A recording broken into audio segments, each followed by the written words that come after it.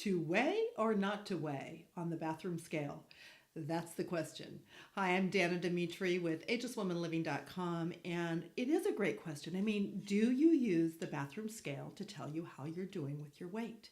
You know, there were years I was obsessed with the numbers, and they told me if it was going to be a good day or a bad day. If my weight was down, it was a good day, and guess what? Permission to eat. And if my weight was up, it was a bad day, and I felt guilty all day, and I obsessed about not eating the foods I wanted to eat, and I usually ended up eating more.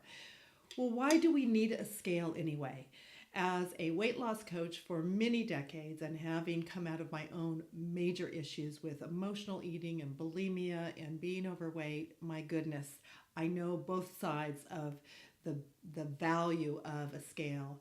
But really, what a scale is, simply when it's used as a good tool, it's a reality check.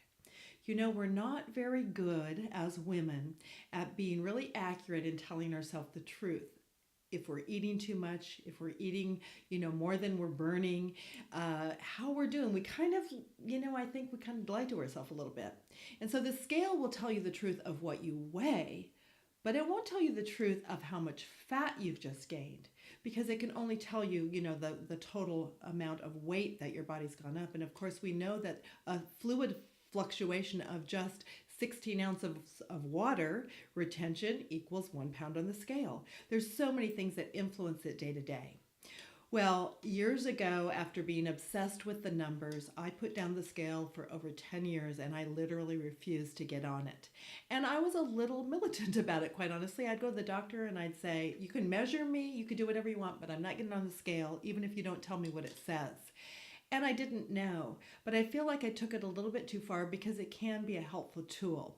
So this is what I want to say to you. If you're obsessed by the numbers, and if, maybe that number is not even realistic anymore, maybe you do need to take a little break from the bathroom scale, but we all need a reality check so that we can stay in a healthy place for us. So in addition to the scale, here's a couple ways to have a really healthy reality check. And this first one is a little harsh sometimes, but I'll tell you what, it tells you the truth. Put on your bathing suit and get in front of a full-length mirror and ask yourself, how am I doing? Now, it's not about that we have to have this perfect body and fit, the current culture's feelings about what's beautiful. But we do know if we put on excess fat. And I'll tell you, if it's the middle of, the winter and you're putting on your bathing suit, once or twice a month in the full-length mirror, it is a kind of a deterrent. A little softer way to get a reality check is get out that measuring tape. There's something about the measuring tape, maybe that's not quite as harsh, or we don't get so compulsive about the numbers, but if we measure our waist and our hips and our thighs and get a sense of which way we're going, that can give us a reality check. But it takes a while to see the shifts in that measuring tape. Something that's worked for me for years, and I love it for, just kind of round the clock every season, is to have one of your favorite pairs of pants. It could be a pair of jeans or a pair of slacks, but a pair of pants that only fit you when you're at your best weight. And if you put those on once a week and they're just zipping up just great and you feel good in them, that's a good sign your weight hasn't shifted much, because you can, as I said, you can shift a pound or two. That can have to do with your time of the month, water weight, if you've had a bowel movement, and it doesn't mean you put on fat. So those are some reality checks that help you day to day get on check, because here's what happens.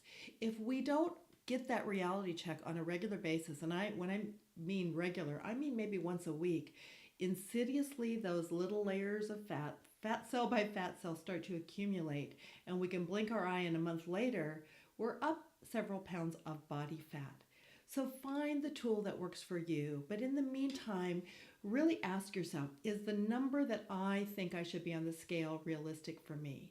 Don't make it the number only. Ask yourself, how do I look? How do I feel? Is this realistic for this time of life? And if you want a little bit more information about how my business partner, Robin Thompson, and I help coach women toward losing weight while addressing the whole woman, body, soul, and spirit, I invite you to click the link that's provided to learn a little bit more. We have a free webinar that will give you 12 of our expert tips for helping you lose weight, and they're not all about food. And so I hope you will really stay with the journey to have the healthiest body you can have, a reasonable weight, so you can really live your life to the fullest.